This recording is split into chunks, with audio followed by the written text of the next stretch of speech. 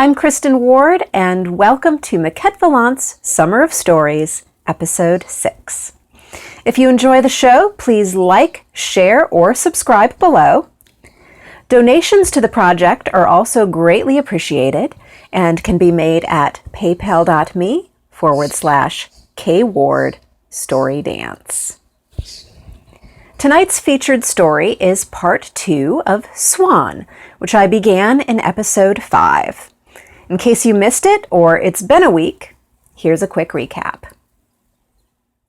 The egg began to tremble and crack, and from it emerged a creature that was as different from the other hatchlings as the egg had been. "You should not be here. You should go and find out where you belong." "I have seen the most beautiful flock of birds. Perhaps you are one of them." At Lael's encouragement, Essie closed her eyes and began to feel the music.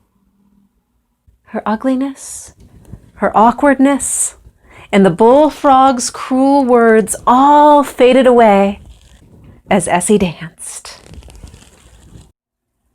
Special thanks this week goes out to Colonel Eagleburger's High-Stepping Good Time Band for the music and inspiration behind the treetop honkers. And now, the conclusion of Swan. Essie stayed in the garden for quite some time, helping to cultivate the rich red earth as Lael talked about her life, her flock far away, and the colorful plants that surrounded them. Each evening, the music would play and they would dance together. These were wonderful times. But Essie began to miss the feel of a breeze on her wings or the crisp, cool water of a lake or a pond. And so she bade her friend goodbye. "How can I thank you for all you have taught me?" "Keep dancing. Tell others about me so that I am not forgotten. And listen to and learn from others as you have done for me." Essie took off into the sky, and her wings felt so much stronger than ever from dancing and working in the garden. And whenever she got sad or tired, she would go down to the earth and flutter and sway until she began to feel better again.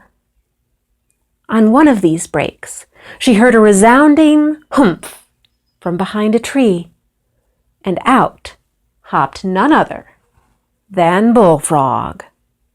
"What are you doing? That dance is not for you. You should be ashamed of yourself. Haven't you found your own kind yet?"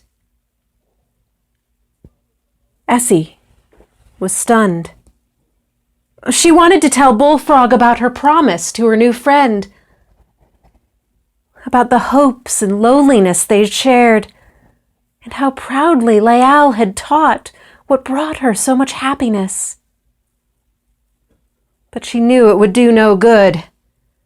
After all, he did have such very little ears, and so she left him on the ground and took refuge in the high branches of the tallest tree until his croaking was a mere distant whisper.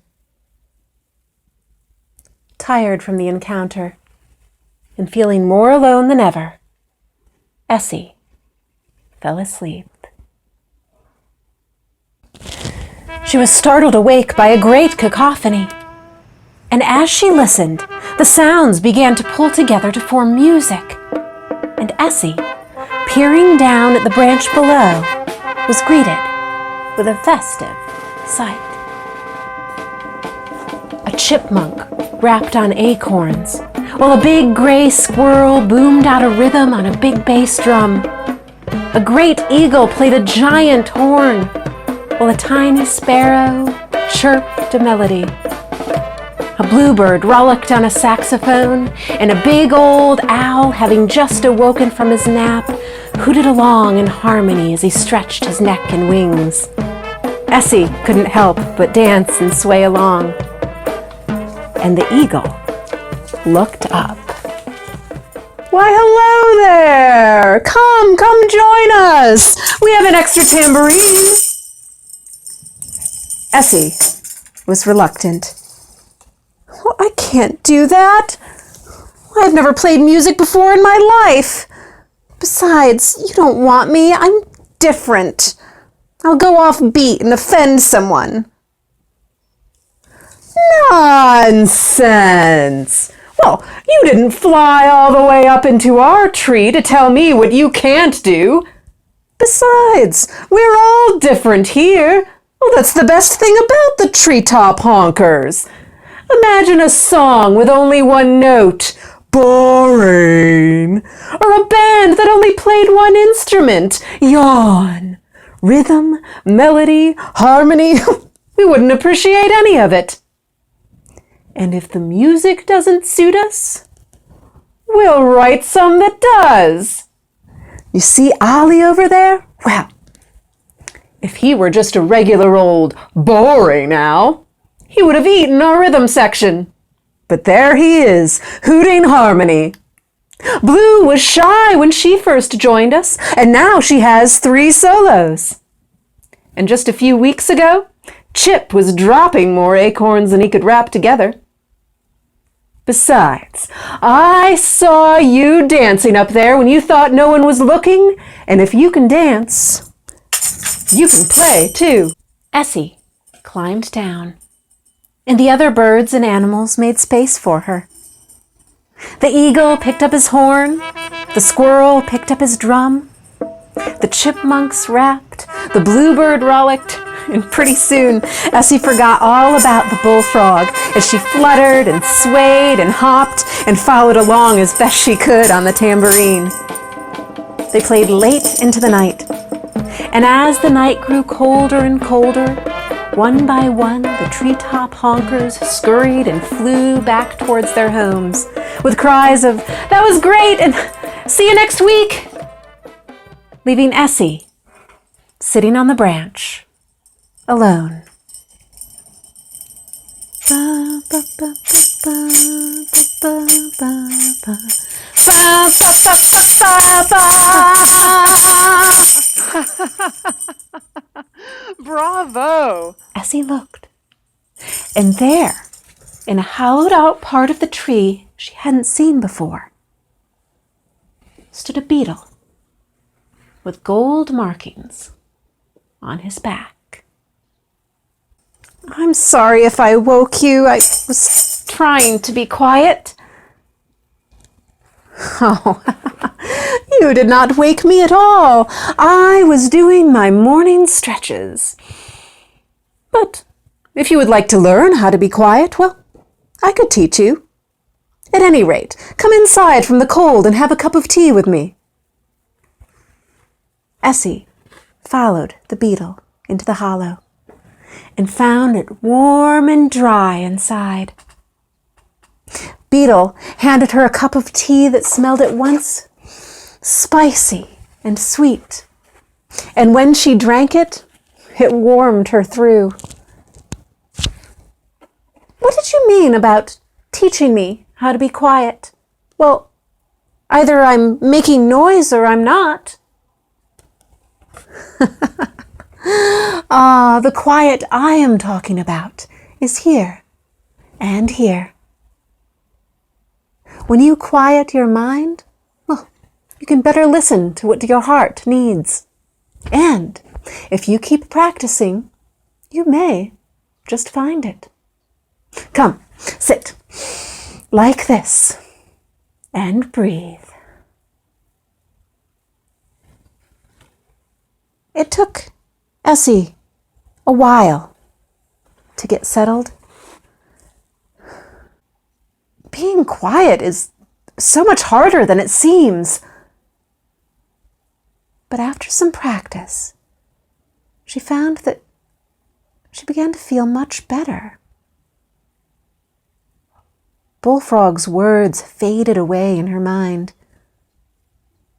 She heard music and smelled the sweet flowers in Lael's garden and remembered Kat teaching her how to be loud, and she laughed. When she opened her eyes, Beetle was at the hollow's opening. Good morning. The sun is shining, and those beautiful swans are on their way to the lake again. Those are the birds I've been looking for. Oh, they are beautiful. Do you think I belong with them? Listen to your heart. When you find where you belong, you'll know.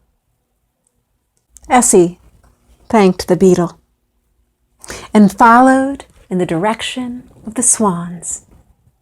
Soon she arrived on the edge of a large lake where the birds settled and swam. Bowing her head in shyness to these majestic creatures, she saw her own reflection in the water. My, she had changed. She saw snow-white feathers and bright, dark-rimmed eyes. She saw strong wings and a long, graceful neck. She looked just like those beautiful birds that Kat had seen, and just a little bit different, too. Well, they swam up and honked a hello, and she yonked back with exuberance. They dabbled for plants while she dove low for tasty fish to offer them, which they politely declined. And when she danced and fluttered her wings with joy, they looked at her curiously, rustling theirs. Essie looked again at these strange creatures who looked so much like her and were yet so different. And suddenly, she knew just where she belonged. And so she opened her wings and flew back to the laughing beetle, back to the raucous treetop honkers, back to the swaying Lael and the brazen cat, back to her little farm, where her very real duck family welcomed her.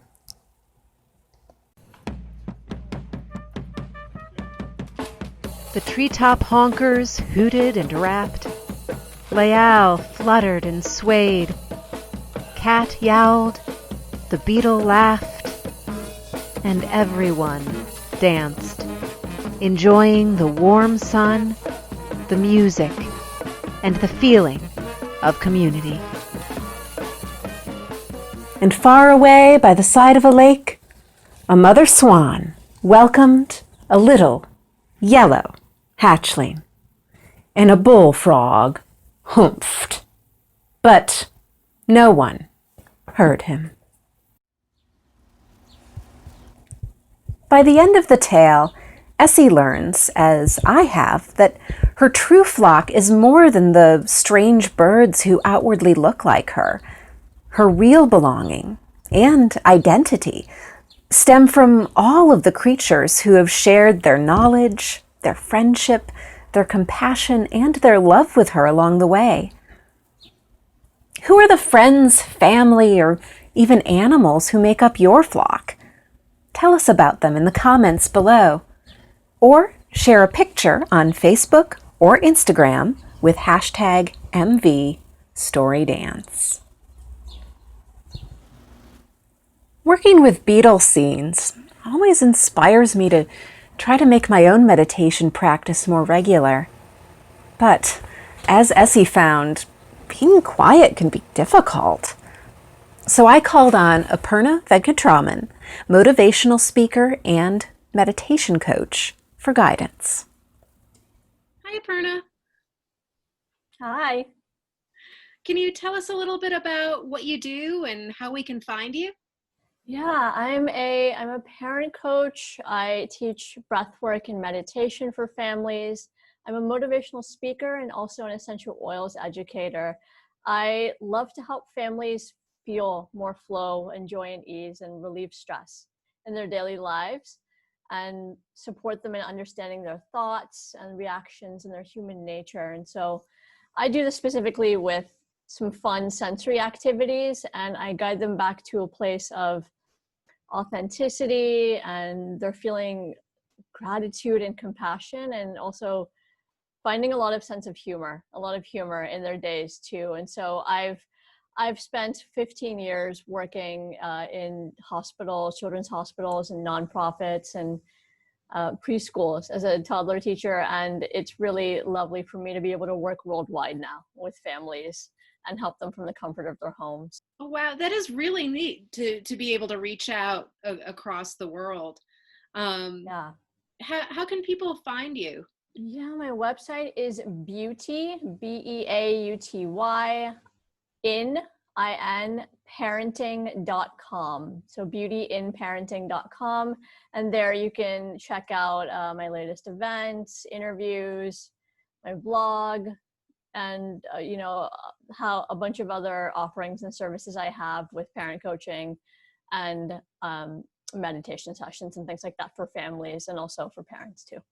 Well, that's great. I'll put the link in the description of the show as well. Thank you. What are some of the benefits of meditation and breath work? Meditation and breathwork is really fun to teach to both parents and children. It allows you to find some time to get quiet and settle into your body and notice and tune into how you're feeling, and take that time away and that pause from your mental thoughts too. And so that's why it's really helpful for both children and parents, but that's why especially adults can really benefit from it. But you're practicing softening your negative thoughts and observing your human nature and how we react to things, and how we sometimes can focus on the things that are negative in our lives and the things that are happening around us that don't feel so good.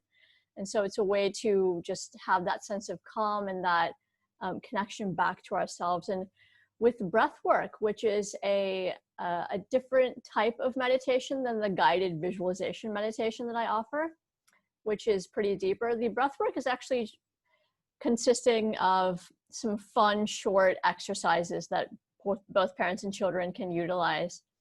And, breath work is offered traditionally in a much deeper sense for adults to help them relieve stress. And the fun benefits of breath work, actually, it increases our lung capacity. And as a young child, I didn't have the best lung capacity. I was someone who was very premature. I was born very early, and so I had to work on my lung capacity growing up, especially in like physical education class and things like that too. So I had the stamina to do sports and such. And so it helps me, especially as an adult right now, to increase my lung capacity. And I know the deeper that I breathe, the more settled in I am into my body, and the calmer that I feel generally in the mind and the body and the nervous system. It helps to oxygenate your blood and make it richer. And it really just relieves stress in ways that are really helpful for families who are low on time and they don't have the time to sit for a 30-minute or a 1 hour session, to be able to have those couple minute things that they can do in their day where if something's happening, if a child is having a meltdown, or if a parent is feeling anxiety over something or a panic attack, then they can come back to these practices to relieve stress in a way that feels really good to them. Neat. So in the story, Essie's teacher says that if you quiet your mind, it makes it easier to find what your heart is looking for. Have you Yeah. found that to be true in your practice?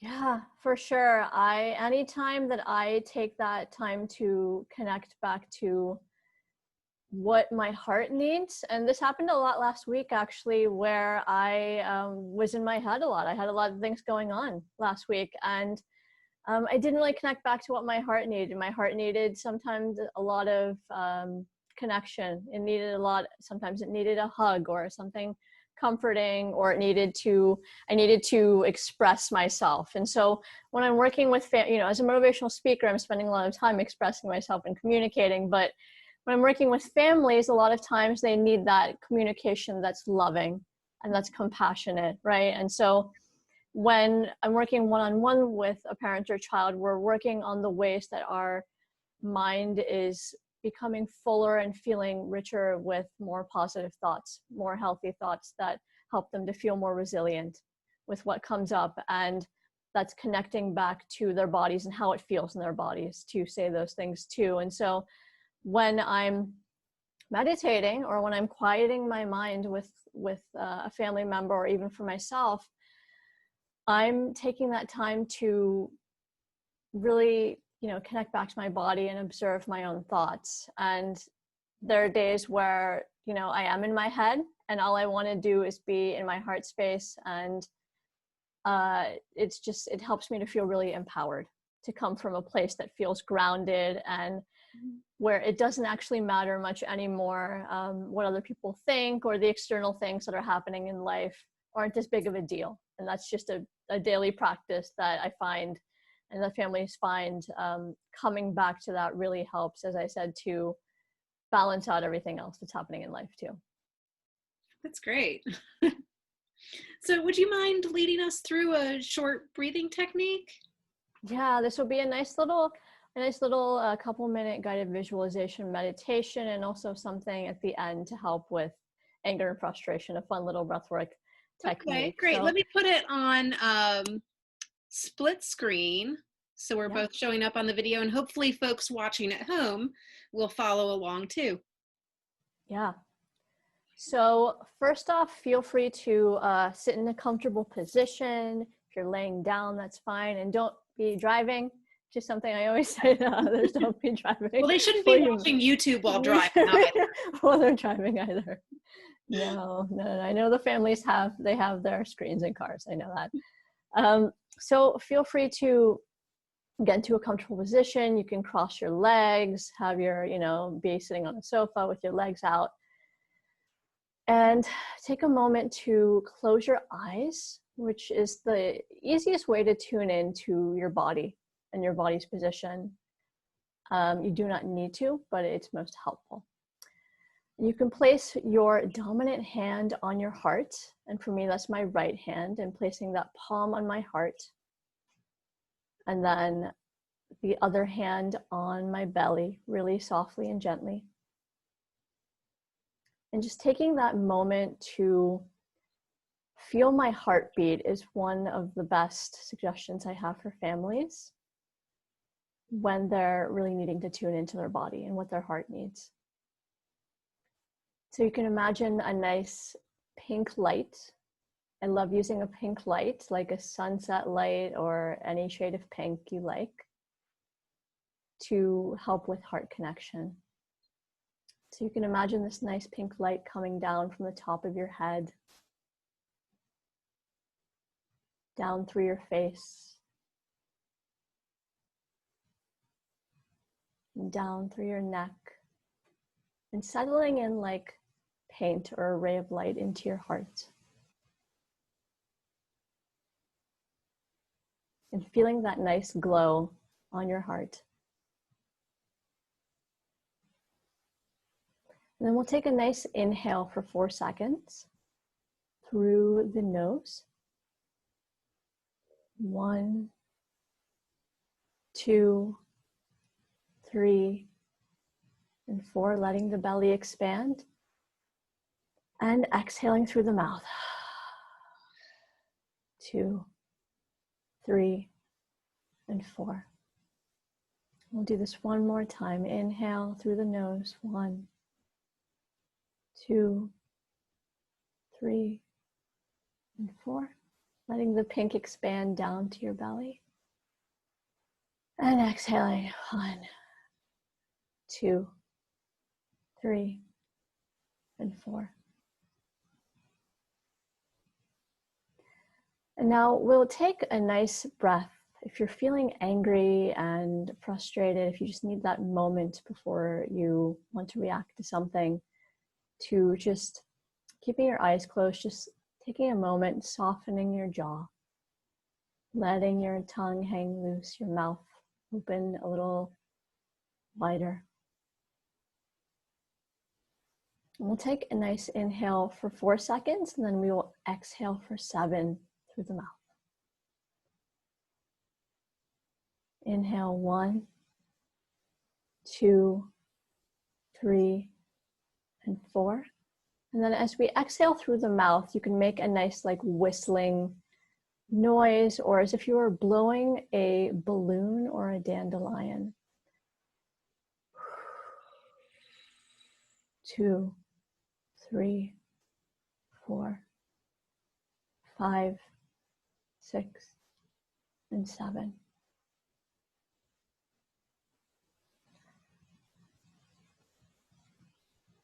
And the exhalation part, the longer that we exhale, the softer our body becomes. And it's really good to relieve anger. And so when you're ready, feel free to rub your hands together, keeping the eyes closed. And for mental focus, if you're needing that moment to focus, you can cup your hand over your mouth and over your nose. And it does not need to be over the eyes. Just taking a nice inhale, 1, 2, 3, and 4. Noticing the quiet of your mind. And then exhaling, 1, 2, 3, and 4.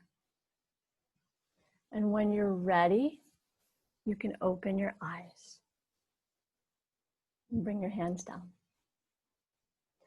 And that's just a lovely little exercise that I like to do, especially in the mid-afternoon around this 3 o'clock, 4 o'clock time, where I'm needing that mental focus. I've got a lot, I've been up early. I know parents are gonna be up early, and I'm just needing that time to pause in my day so I'm not becoming more overwhelmed and I'm able to be present for everything happening. And so just having that moment to just take that pause for myself, connect back to my needs and honoring myself is really beautiful. And I love the visualization of a balloon or a dandelion and blowing that too. And it gave my brain something more to focus on too. So that while I was breathing, I wasn't also thinking about, the next thing I have to do today. Right. I mean, even when I'm doing meditation sessions, I mean, I don't want to have the misconception out there that as a meditation teacher that I'm perfect in my meditation practice and that, my thoughts are always clear. But I do have those thoughts, as you do, of what's my next thing? Am I, those little thoughts, am I doing this right? Am I doing this right? Is this too long? Things like that. But letting go of that need to be perfect is a really big, beautiful practice. And I think you can understand that, Kristen, that with families especially, just being able to let things go. And practicing letting stress go, letting negative thoughts go, letting moments of tension or anxiety, just taking the time to process it and then just finding ways to move forward can be really empowering and beautiful. Oh, that's wonderful. Well, thank you so much. You're so welcome. I really hope that this was helpful to everyone, and I'm so happy and so grateful to be here. And thank you for watching. Again, if you enjoyed the show, please like, share, or subscribe below. You can also become a sponsor by going to paypal.me/KWardStoryDance. I'll see you next week for episode 7. In the meantime, catch up on missed episodes right here.